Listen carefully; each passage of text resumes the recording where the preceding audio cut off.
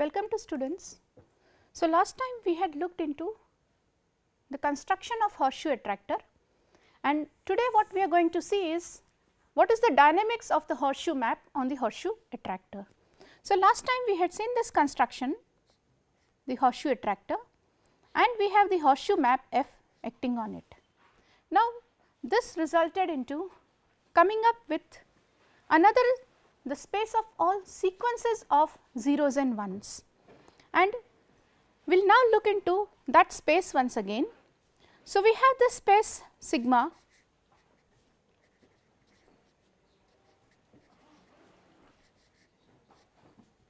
and if you look into this is anyway this is a topological space given the product topology, but we can also think of giving a metric to this particular space.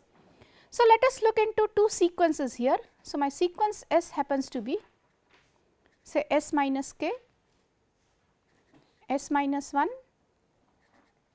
S0, S1, Sk and so on, and S bar happens to be the sequence S bar minus k, S bar minus 1, S bar 0, S bar 1, S bar k and so on. So, we have two such sequences and we can define a function d on sigma cross sigma. So, we define this particular metric, I should say S bar, which happens to be summation over I from minus infinity to infinity. I look into delta I upon 2 to the power mod I, where my delta I is 0 if my Si is same as Si bar, and it is equal to 1 if my Si is not equal to Si bar. So, now if we look into this d, this d clearly defines a metric on this particular space sigma, and the topology that d gives is same as the product topology which we are considering on this space. So, we can say that this particular sigma is a metric space. Again, this is a compact metric space since we know that 0 1 is compact. So, our sigma happens to be a compact metric space under this particular metric d, and now we shall try to look into the shift map that we had seen last time. So, what is this shift map? So, we can think of sigma from this capital sigma to sigma, the shift map defined as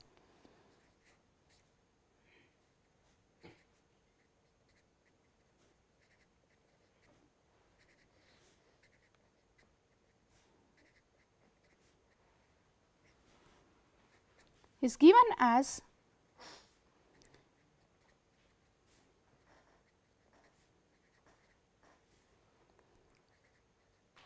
so, you are shifting all the symbols one places to the right, or I can say that sigma of S right at I will be actually equal to what is S at I plus 1.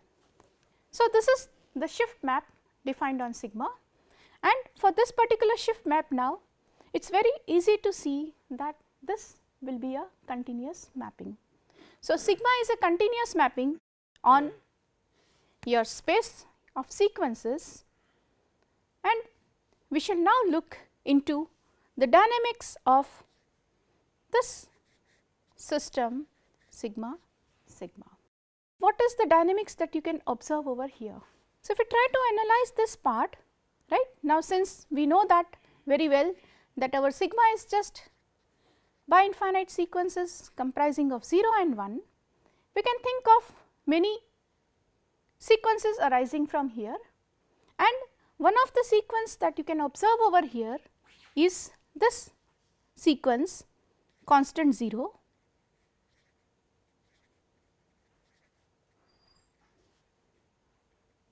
and we call it, we just denote it as 0 bar. So, 0 bar is the sequence of all constant zeros. Similarly, you will have 1 bar which is the sequence of all constant ones.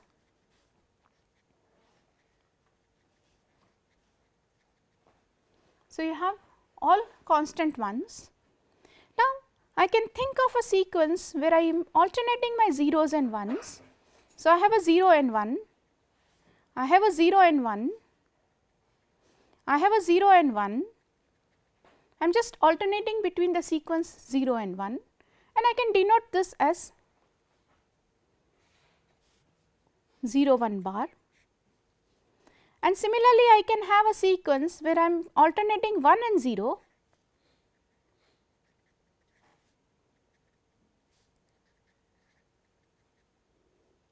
and I can call it a 1 0 bar, right. These are alternating sequences. And now what we find over here is that my 0 bar remains fixed under sigma, my 1 bar remains fixed under sigma. If I take the image of 0 1 bar, what I get here is 1 0 bar, and if I take the image of 1 0 bar under sigma, I get a 0 1 bar. So, the essential part here is that if I am looking into the sequence 0 1 bar or 1 0 bar, we find that under sigma square, right, 0 1 bar remains as it is and 1 0 bar also remains as it is. We do have periodic points. So, sigma does have fixed point at 0 and 1, 0 bar and 1 bar are fixed points, and then these are period 2 points.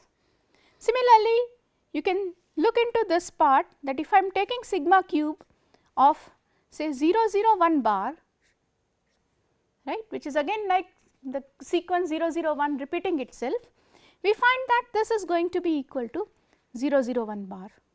Similarly, if you look into sigma cube of 1 0 1 bar, right, that also remains as 1 0 1 bar. So, you do have periodic points of period 3, and we know that there are total 8 possibilities, right, of such sequences, such triplets, and so you can say that there will be something like 8 periodic points, right, or 8 fixed point or 8 points sigma cube equal to x, 8 fixed points of sigma cube x equal to x, right. Now, similarly, you can go forward and for any sequence of length k which is repeating itself. So, supposing I have a sequence of length k repeating itself, then I find that sigma k of that particular sequence of length k repeating itself, right. So, maybe I am looking into in terms of S1 up to Sk, right. I find that this is nothing but this is my S1 Sk bar, where my SI's belong to 0 1. So, we find that this constitutes, right, this will give me periodic points of period k, right, and hence there are periodic points of period k for all k in n, right. So, what we can conclude from here is, if we pass on like this, that sigma has periodic points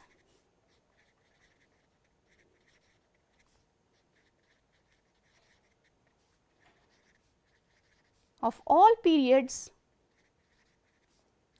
k in n. Now, the interesting part comes up here is that okay fine, we do have periodic points, but can we have non-periodic points? So, let us again go back to say our interval 0 1. So, consider this interval 0 1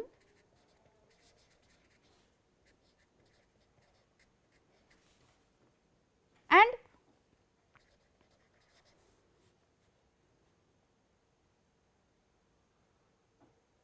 for x in 0 1,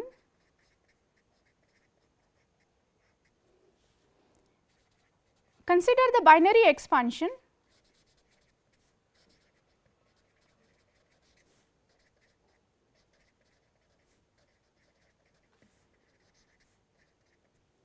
Now, if I look into the binary expansion of x, any x in 0 1, then again what we get is a sequence of zeros and ones, and we all know that the irrationals, right, the irrationals in 0 1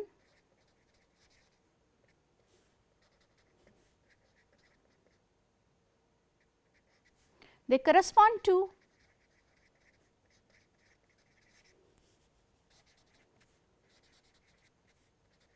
the non-repeating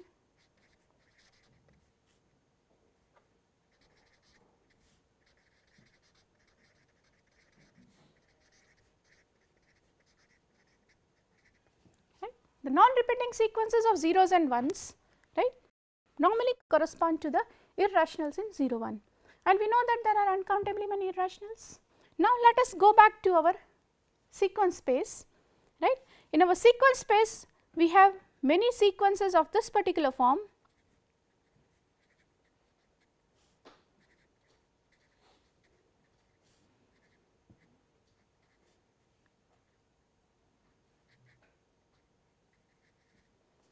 and I can always associate, just forget what was the past part, right, and I can associate this sequence to just looking into its present and its future. So, that means I am just looking into the one half of the sequence, right, Sk and so on, and every sequence can be associated to such a sequence. Now, again look into the irrationals in 0 1, right. The irrationals in 0 1 are giving us non-repeating sequence of zeros and ones, nothing can come back to itself, and if I try to apply shift map over here, right. So, if I look into the non-repeating sequences of zeros and ones, and if I say that my S0, S1, Sk etc., this was a sequence which is non-repeating sequence of zeros and ones, right, then basically that corresponds to a sequence, that corresponds to some kind of sequence in my space sigma which is non-repeating or which cannot be periodic. So, the non-periodic points in our space sigma correspond to, basically I can say that can be corresponded to the non-repeating sequences of zeros and ones, and hence what we can conclude is that there are uncountably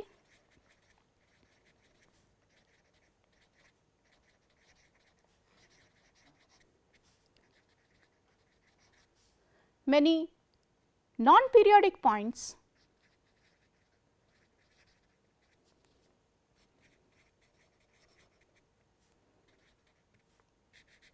in sigma, or I should say the system sigma. So, this system is very special because it has periodic points of all periods as well as it has uncountably many non-periodic points. What other kinds of points can we look into here? So, let us try to again take up all the sequences, and now we try to give some kind of order to the sequences. So, I am trying to look into say all sequences here, say sequences of length k. So, I want to say that Sk, right, is basically the set of sequences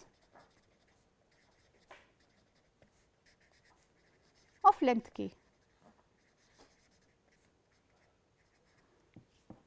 And now we want to give some kind of a order to all finite sequences. So, because these are finite sequences now, so we want to give some kind of order to the finite sequences. So, we say that let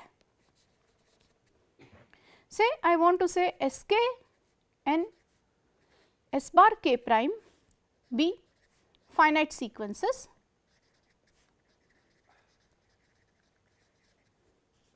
What I want to mean here is that Sk belongs to Sk for some k, and Sk prime k prime bar belongs to S of k prime bar, right, for some k prime.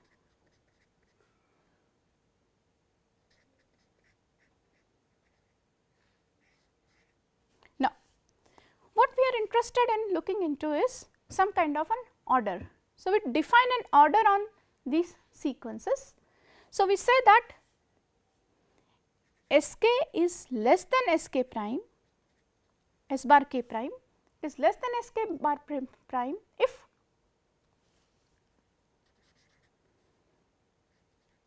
First thing is k is less than k prime, but if k is equal to k prime, right, then what happens? And if k is equal to k prime, then we know that this will consist of n sequences. This will consist of, say, my sk happens to be of the form, right, S1, S2, right, sk, and my S bar k prime happens to be of the form, say, S bar 1, S bar 2, right, S bar k prime. And now since k and k prime are same, that means these two are the same, right. Then we say that sk is less than sk prime if I am looking into Si of Si, right, is less than S bar I, right, where I is the first instant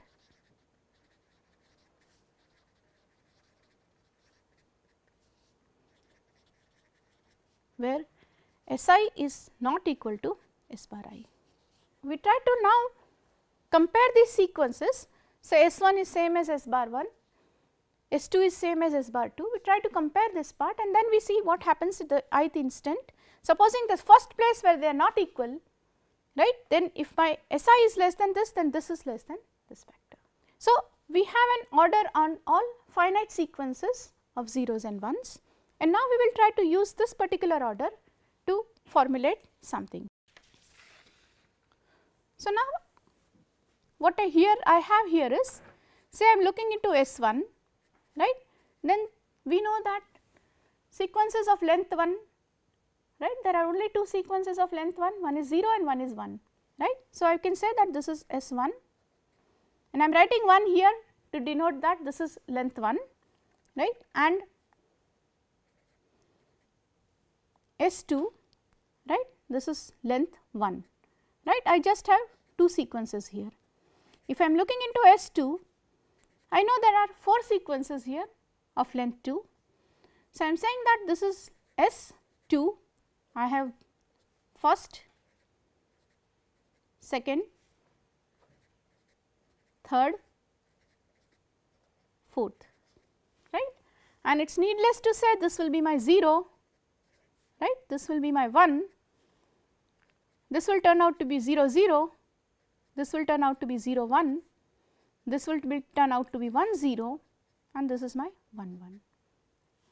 Similarly, I can think of my S3, right, to be equal to S3 1. Now, I know that I will have 8 such sequences. So, S3 8. For length k, I know that there will be 2 to the power k such sequences. So, this will be of the form, we can write this as Sk 2k, Sk1,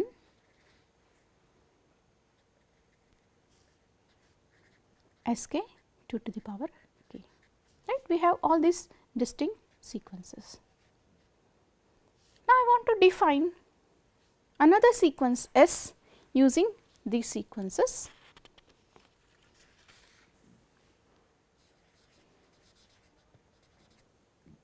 Define S belonging to sigma S.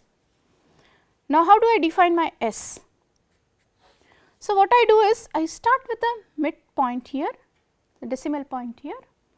So, I am having my S1 1 here,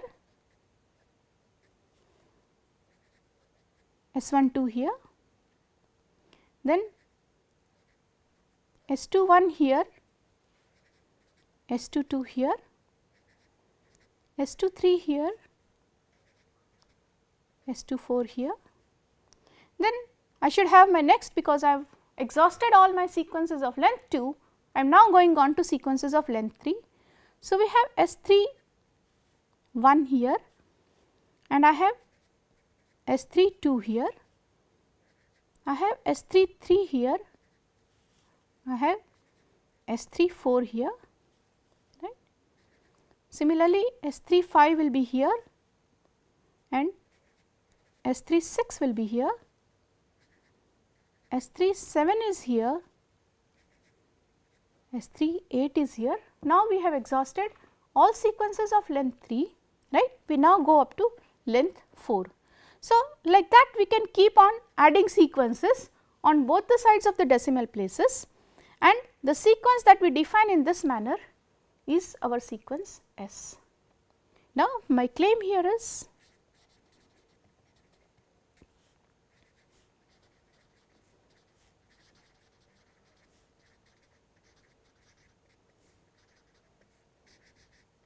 S has a dense orbit in sigma. We try to look into this particular claim, and so we start with any sequence, say S prime. So, I start with this sequence S prime, and my sequence S prime can be written as, say, S minus k prime, right, S minus 1 prime, S naught prime, S1 prime,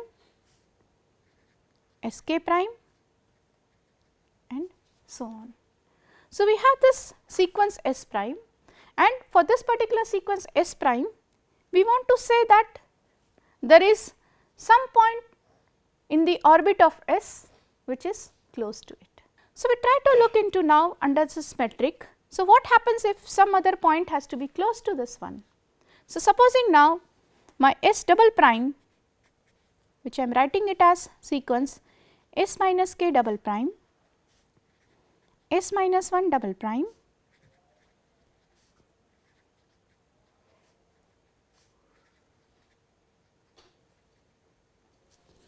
what is the meaning of saying that d of S prime and S double prime is less than epsilon? So, I can say that given epsilon, some positive epsilon, what is the meaning of saying that d of S prime and S double prime is less than epsilon? So, we again go back to the definition of the metric D, which says that it is basically the summation of, maybe I should say, delta I upon 2 to the power mod I, and what happens in that case? So, for this summation to be arbitrarily small as possible, right, what is needed is that in the middle part, right, somewhere in the middle part, these sequences should have the same value, because only then and then you can make the summation as small as possible. So, if we try to look into this metric, this means that under some, say, there should be some value here such that this middle portion is same as this middle portion. So, maybe there is some n here. So, I can say that this is S minus n prime, S minus n double prime, and I have S n prime and I have S n double prime. So, I should have some such portion, middle portion, which is the same in both the sequences, for this to be made arbitrarily small, right, maybe as small as epsilon. So, we can say that this means that, so this is saying that if I look into this block, middle block, right, so I am looking into S minus n prime, right, up to S n prime, this middle block is same as the block S minus n double prime and S n double prime. So, these two blocks are the same. We want to look into, so now we have started with our S prime. So, we start again with our S prime. So, our S prime was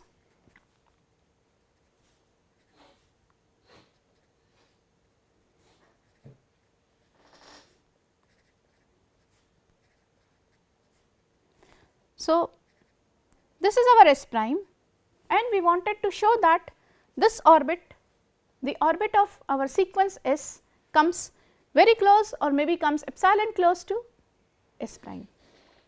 Now, so for a given epsilon positive, right, we find that all the sequences which are epsilon close to S prime, right, should agree on the middle block. So, that means that if I am looking into the middle block here, so somewhere in the middle block, right, but maybe let me write here S minus n prime and S n prime, right. So, that means that this all the sequences which agree with S prime on this particular block are epsilon close to this block. And now, when they are epsilon close to this block, right, we are interested in this particular block. Now, if I look into this block, this is a block of length 2n plus 1, and if I look into my sequence S, right, my sequence S is basically consisting of all blocks of all possible lengths. So, that means that this particular block of length 2n plus 1 would be lying at some place, right. We do not know what that place value is, but at some place in S, this particular block is also there existing. So, we find an n. So, basically we can say that there exists an n so that if I am taking sigma S, right, and I am looking into this particular blocks, sigma n of S, and I am looking into this blocks, the block of sigma n of S from minus n to n, right. So, this block will turn out to be nothing but S minus n prime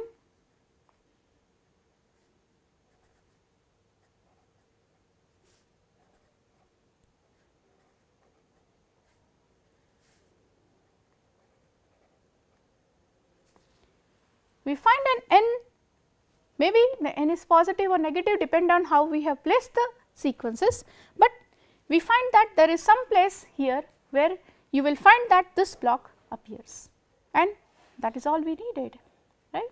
So, in the epsilon neighborhood of S prime, we find a point from the orbit of S, which means that the orbit of S is dense in sigma. So, all that we can conclude here is that sigma, this particular system, when I am looking into sigma sigma, this also has a dense orbit.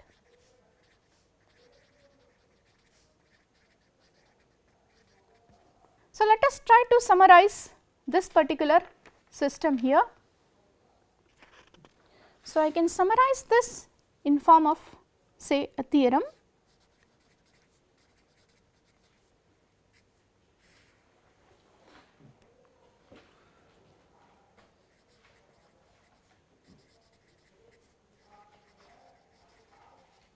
So, for the system sigma sigma, we have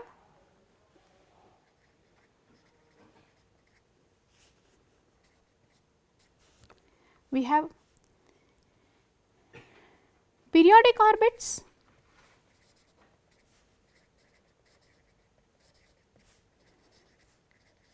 of all periods, right. The next thing what we have observed here is that we have uncountably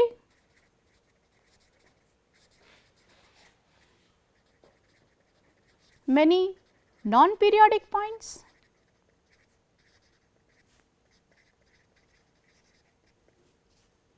and the third is we have infinitely many points with dense orbit.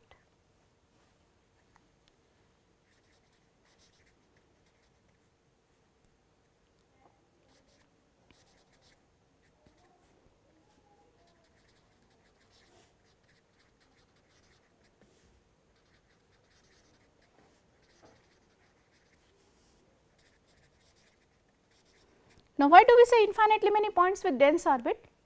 Because if S has a dense orbit, right, sigma S also has a dense orbit. What about sigma inverse S? Okay, we did not discuss this earlier. All we have seen is that sigma is continuous. Is it 1 to 1? Is sigma 1 to 1? Because if you are shifting it by 1, right? The sequence remains the same, that means your original sequence was also the same, right.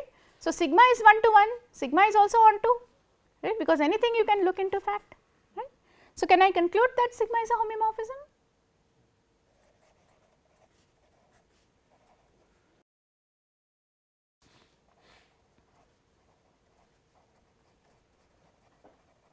So, my sigma inverse is also continuous, and that is what we are using for the fact is that our block could be on the left hand side of the decimal point also, and when it is in the left hand side of the decimal point, we can always traverse backwards and then we can reach, we have this orbit which is into the neighborhood of S prime, right.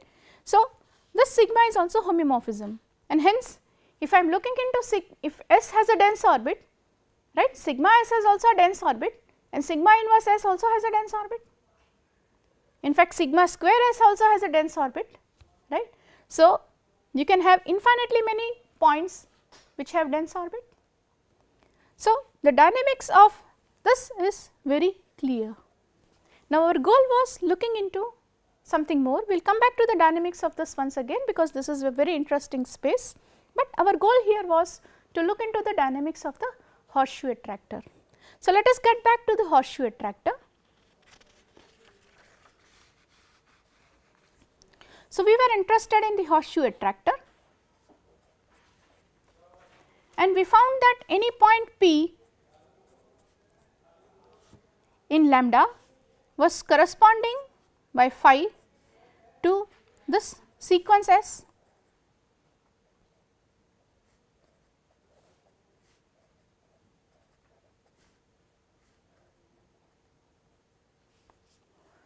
Let us try to look into this part. This point P, right, was the unique point, right, with this vertical line V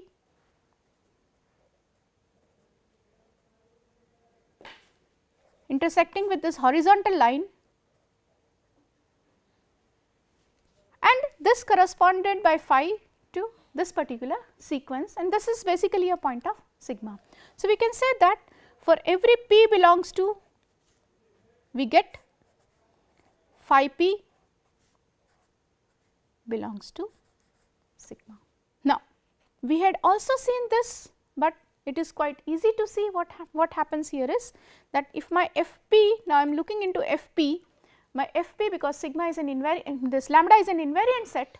So, Fp also belongs to lambda, and for Fp belonging to lambda, right, what we get here is correspondingly is phi of Fp. But if we try to look into what is phi of Fp, we have seen this last time, this is nothing but this is my sigma of phi p. Because what is Fp? Now, since we are just trying to take one part to the right, right. So, we get Fp lying in as a point of intersection of a different vertical line and a different horizontal line, and what does that turn out to be, right? That turns out to be nothing but under the summation sigma, I am just moving one point apart, right, because my P happened to be the set of all points such that if you remember that this was like Fip belonging to H of Si, right.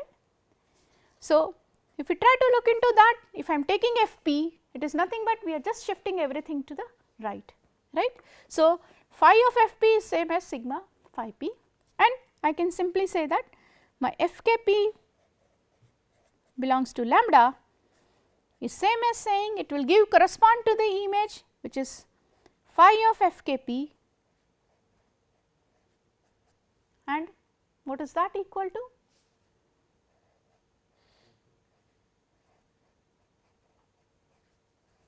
Right, belonging to sigma. Now, I want to recall a definition which we have done earlier. So, I am recalling this definition. So, this is the definition of a property called topological conjugacy.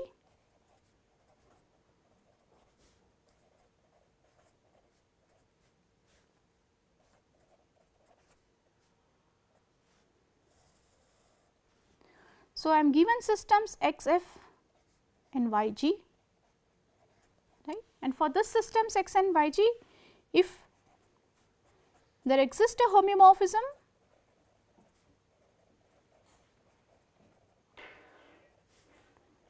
h from x to y such that h of f equal to g of h, then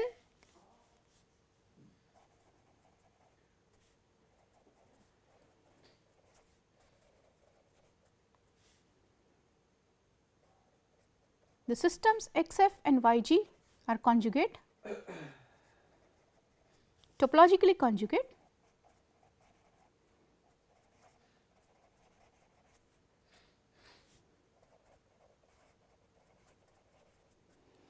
and though we had discussed this earlier, right, I will again try to recall what happens here.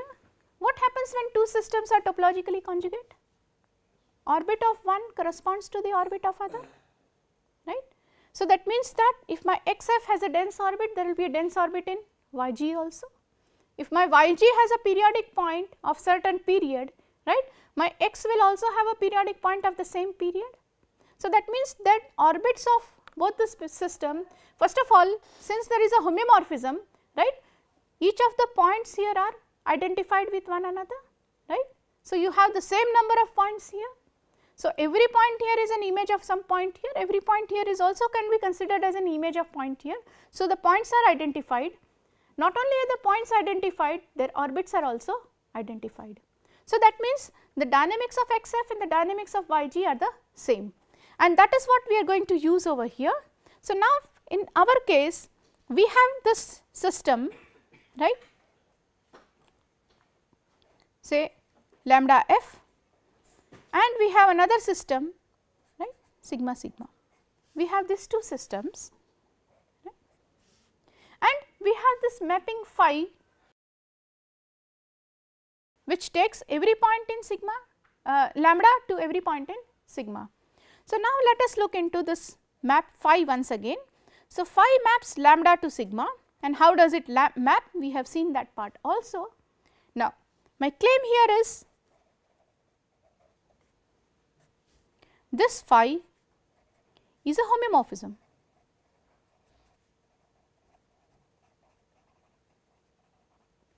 So, phi is a homeomorphism, that means my phi should be continuous, my phi should be 1 1, should be on 2, that is enough, because since both my spaces are compact, that is enough for me to conclude that it is a homeomorphism.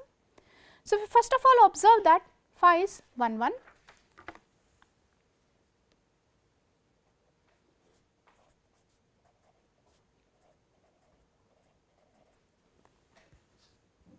It is injective. Why is it injective? Supposing now I have 2 points P and P prime such that phi P is same as phi P prime, right, and that corresponds to the same sequence .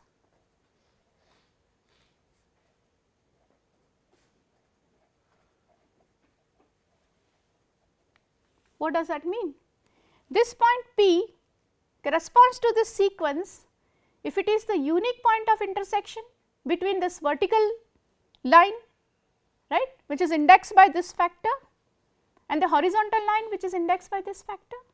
This is a unique point of intersection, but if my P prime is also corresponding to this particular sequence, that means P prime is also the unique point of intersection of the vertical line which is corresponding to this factor and the horizontal line which is corresponding to this factor, and that means that P should be equal to P prime. There is no other option, right. So, our next observation here is that phi is on 2, that means phi is surjective,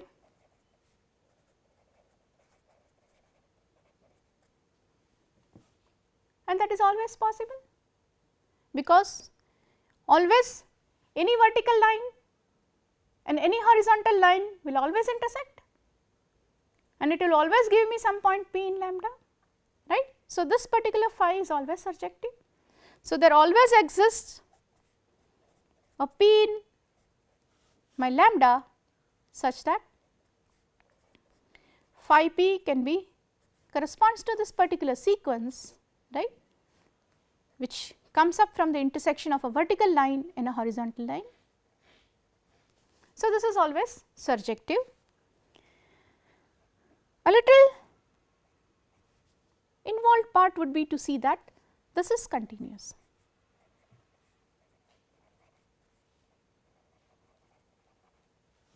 So, we want to say that phi is continuous, and in order to see that phi is continuous, all we need to look into what happens if I am saying that there exist points P and P prime, right. So, supposing for P prime belonging to lambda, what is the meaning of saying that the distance between phi p and phi of P prime is less than epsilon. So, let me take an epsilon positive. What is the meaning of saying that the distance between phi p and phi p prime is less than epsilon? We have already seen this earlier, right. That would mean that there exists some n such that the middle block of phi p and phi p prime should be the same. That means we can say that now at the finite stage, right, I can say that my p and p prime, they both belong to say V s minus 1 up to s minus n, right, this vertical triangle, this vertical rectangle, and I should say intersection with h s naught h s 1, say s minus n plus 1, or maybe I can take s minus n, does not matter. So, that means that my p and p prime, they both belong to the intersection of this vertical rectangle with this horizontal rectangle. What does that mean? So, let us go back to our figure once again, right. If we try to look into this figure once again, I have this vertical rectangle, which maybe I am claiming it as V s minus 1 s minus n, and maybe we have this horizontal rectangle, and I am claiming this to be my h s naught s 1 s minus s n. Now, that means now my p and p prime, they both belong to this region, this intersection of these two rectangles. And what happens to this rectangles if I see that the width of this happens to be lambda to the power n. So, if I am trying to look into what is this particular region, what is this particular width, right, we know that this particular width is lambda to the power n, and if I look into what happens to this particular width, right, we know that this particular width will be 1 upon mu to the power n. So, that means if I want to look into what could be the possible distance, because my p and p prime, they both belong over here. So, what could be the possible distance between p and p prime here? Since this is less than epsilon, means that this has to be, right, that means that at somewhere p and p, phi p and phi p prime, they agree on a middle part, right, which means that they belong to the same intersection, which means that the distance cannot be greater than, say, the distance between p and p prime. So, that would basically mean that mod of p minus p prime, right, it cannot be greater than, or maybe it is always less than 1 upon lambda to the power n plus, sorry, lambda to the power n, right, plus 1 upon mu to the power n. The distance cannot be greater than this, right. So, we can always choose a delta, right, such that a delta which is less than this part, right. So, that gives us that our mapping phi happens to be continuous, right. So, this map phi is continuous, and that gives me that phi happens to be a homomorphism.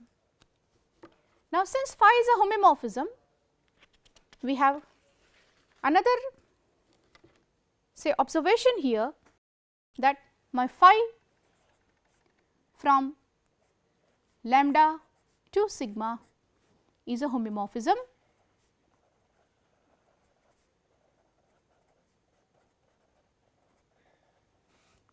We have already observed that you have phi of f to be same as sigma of phi, right, at all points p of lambda.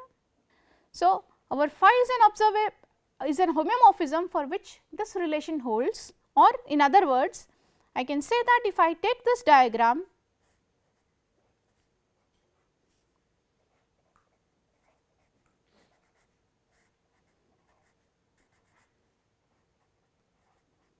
this particular diagram commutes, right, which means that these systems, right, lambda f and sigma sigma, right, these are topologically conjugate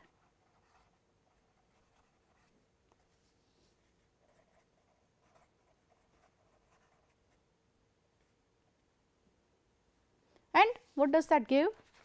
So, let me recall this once again. We knew something about our system sigma sigma. We have periodic orbits of all periods, we have uncountably many non-periodic points, and we also have infinitely many points with dense orbit. So, what we can conclude is that, again I should write it in terms of the theorem here, right. We can conclude, what we conclude here is,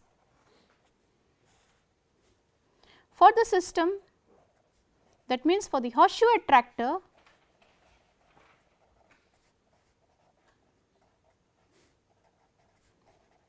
we have periodic orbits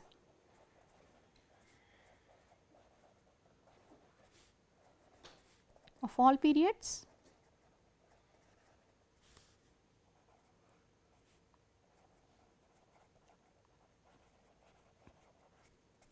uncountably many non-periodic points,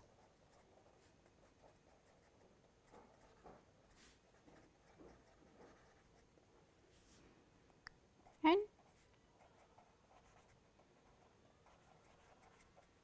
infinitely many points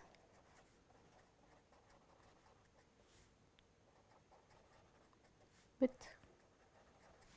dense orbits. So, the system, the horseshoe attractor has a very interesting kind of dynamics, but instead of looking into the horseshoe attractor, because again that is a very difficult system to study, what we have found out is the easier way to study is looking into the space of sequences, and we will come back to the space of sequences sometimes again later also. But right now we try to conclude this by one more observation. Now, we found an horseshoe. What was a horseshoe? Right? I can typically say that horseshoe was some kind of a compact set Q, right, such that I can write Q as a finite union of some other compact sets. So, let me say that Q can be written as a finite union of say Qi, say 1 to m for something. So, now I had Q written as finite union of Qi such that, what could you say about my Fq, right, when my Qi was such that, of course, my Qi intersection Qj was empty.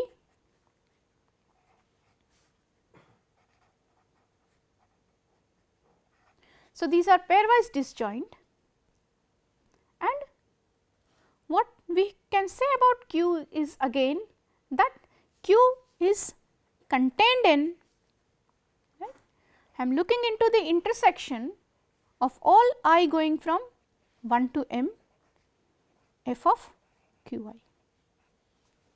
What we observe is that whenever you have a system, right, which consists of or which contains a compact set Q such that Q can be written as a disjoint union of some finitely many compact sets which satisfy the property that Q is contained in the intersection of the image of each of this Qi, then we say that the system contains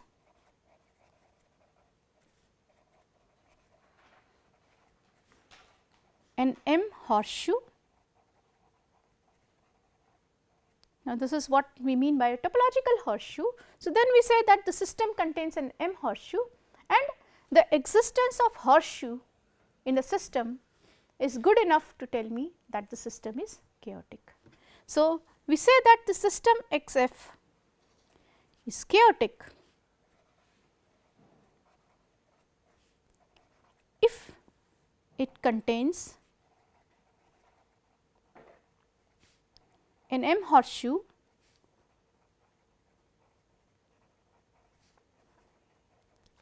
for some m greater than equal to 2. Of course, we need equal to 2, 1 does not suffice here. So, for some m greater than equal to 2, if it contains, it is called an M horseshoe. This particular construction, this particular Q is called an M horseshoe, and if it contains an M horseshoe, then we say that the system is chaotic. So, this is one more definition of chaos, and this is one more observation that such systems would be chaotic, but we are not going to get into details into horseshoe later.